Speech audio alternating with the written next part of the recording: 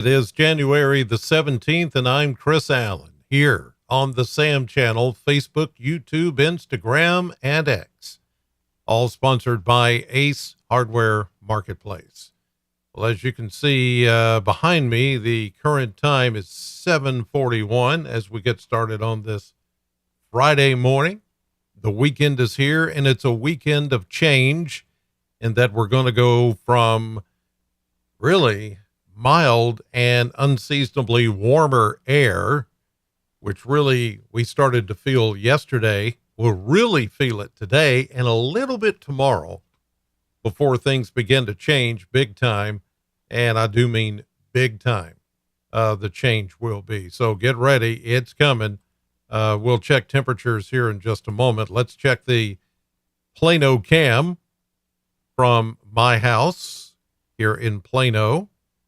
You can see the clear sky that's everywhere this morning. It's a bit frosty because temperatures did get a few degrees below freezing this morning. And that's pretty typical with the kind of atmosphere that we have. It's a very dry, very stable atmosphere, so not much is happening in that regard.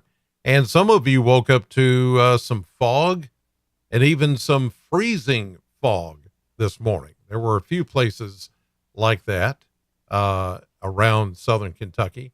Oops, let me hit that button again. There we go. So you can see current temperatures. I'll zoom in here. A lot of the state is in the 20s and 30s. There is a lone 19 degrees that's down on the Cumberland River near Burkesville. That appears to be the coldest temperature that I'm seeing this morning, but everybody else is in the 20s and some 30s beginning to show up. Right here in Warren County, some of the coldest air, 22 up at the Corvette plant and down at the Ag Expo Center. Then you've got 23 over in Morgantown and up near Munfordville in Hart County. So temperatures will be warming today, aided by a south wind. Right now, the winds are near calm. We may start to feel a breeze popping up here as we go through the morning. We get a little more sunshine. In fact, it's becoming breezy back into western Kentucky. You can see the wind coming out of the southeast at anywhere from 12 to 15 to 16 miles per hour. So as the sun stays out and things begin to stir, then some of the winds will begin to pick up today. And it's going to be a warm wind, though, not at first, but it will be a warmer wind that blows in here today and really warms us up probably into the mid 50s is what we're shooting for today. Here's a look at the satellite view this morning. And you can see that things are very quiet and clear. The one exception is back here into parts of Missouri and Arkansas.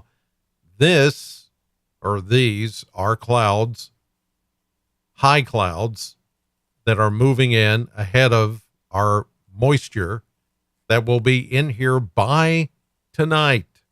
Tonight, it's going to start raining. And I know you don't see anything. The radar is not showing anything anywhere close to us. So you say, how is that going to happen? How's it just going to rain just suddenly appear from out of nowhere? Well, it's actually going to appear from out of Texas. Here is the Houston, Galveston area, and you can see that there's a little bit of light rain that's trying to get going there. We go up toward Dallas, Wichita Falls, and down to Austin. You can see some shower activity there. All of that is going to move pretty rapidly northeast and be over our area by tonight. And I know it doesn't appear like, how could that happen that quickly? But it's going to, so be ready. And it will be all rain. It's not going to be anything else in there. It's just all rain. So let's go to the maps and I'll show you what to expect. Here we go. As we get into This morning, here's some of that rain I just showed you on radar that's popping up, but watch what happens as we go through the day. That moisture begins to build and spread into Oklahoma, Arkansas, parts of Louisiana, northeastern parts of Texas. That's midday. Here's this evening, and the rain starts to edge in a little closer to southwestern Kentucky. Then as we get into late tonight, I believe that's when the rain is going to take shape and take hold. As you can see, it's going to cover all of southern Kentucky, well, much of the state, actually.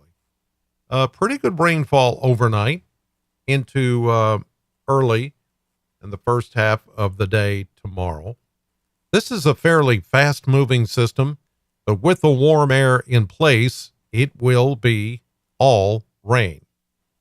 And even as the colder air tries to work in here, tomorrow morning, most of the moisture will be east of the colder air. So that's why we're not calling for very much in the way of any kind of snow or frozen precipitation. I think most of this will be gone by the time the cold enough air catches up with it. So while there might be, and you see here, the possibility of some flurries on the backside of this thing, there is a little piece of energy that could squeeze out a brief snow shower or flurries as we get into tomorrow night, Saturday night, and into early Sunday. You see it right there. There's that chance of some leftover snow showers or flurries. If anything, it may put down a dusting or a light coating of snow in the area, but not much more than that. But this is the first real shot of the cold air that's coming. That's going to be the bigger story as we get into next week. Here we go into Sunday morning. Here's Sunday night into Monday morning. Bitter, bitter, bitter cold. Same goes for Tuesday and Wednesday. Whew. Now there's a warm front that's going to work in here by late Wednesday into Thursday, and that will begin to warm us up. And things will begin to moderate back into the 30s as we get into next Thursday and next Friday. But there is some indication that we may be looking at another type of winter storm that's going to get going out here by next Friday, a week from today. This map does not show it, but there are indications in some of the long-term, long-range models that something like that could happen. Not saying it will, but it's certainly a possibility that we're going to watch over the coming days. Oh, I had one more graphic here. Sorry about that. Of course, it's the model blender. Got to show you that. So here's a look at the model blender. And as you can see, we go from, look at that, 55 today, breezy, warm, sunshine. We may see some increase in clouds as we get into the afternoon and evening hours. Then we start to see the rain pulling in tonight. But notice we're going to be warm enough, 42 for an overnight low. And that's going to keep everything in the form of rain, albeit a chilly rain. Then we get up to, I'm going to go closer to 50 to start your Saturday. But then as the day progresses and that cold front comes through, the rain will start to taper off and we go down to 25 for Saturday night into Sunday morning. And notice 25 up to 28. It's going to be, the temperatures are really going to be hard to even break 30 on Sunday. And with that little additional hit of light snow, there are likely to be some slick areas I can't discount that. It all depends on how much we get. But if we're just going to get a dusting or a light coating, it will be cold enough for this stuff to stick on roadways and cause some issues maybe Sunday morning. And then Sunday night into Monday morning, some of the coldest air this winter season as we get down to 8 for an overnight low. I'm thinking we could even see some 6s or 7s.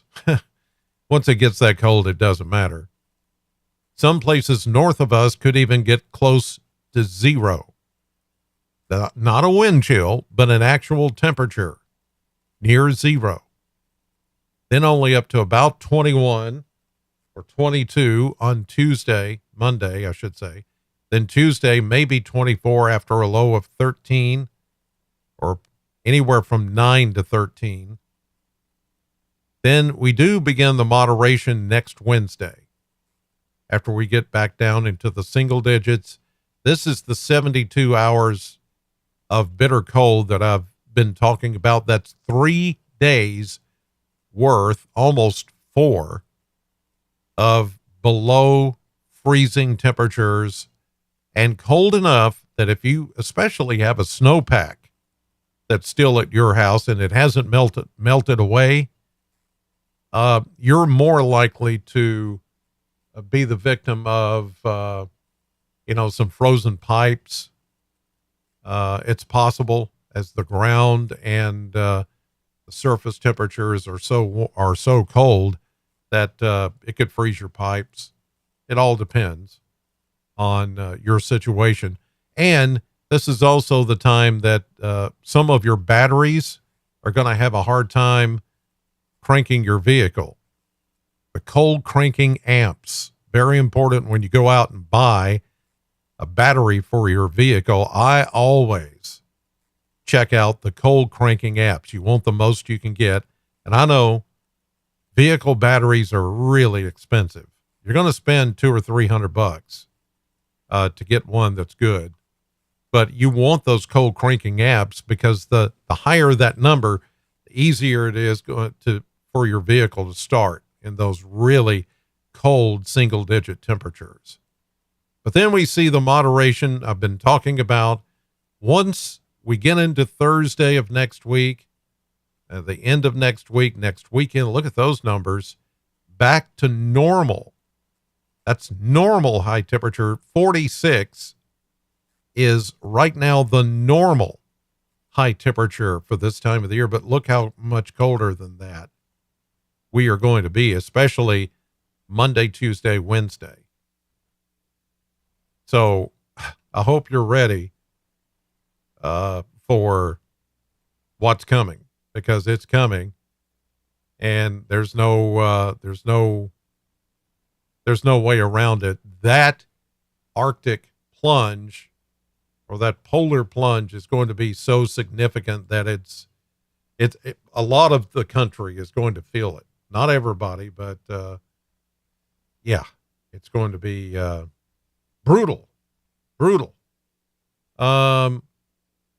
Okay, this message in the chat room from Hearth and Home. Do you anticipate any travel issues Sunday afternoon or Sunday night?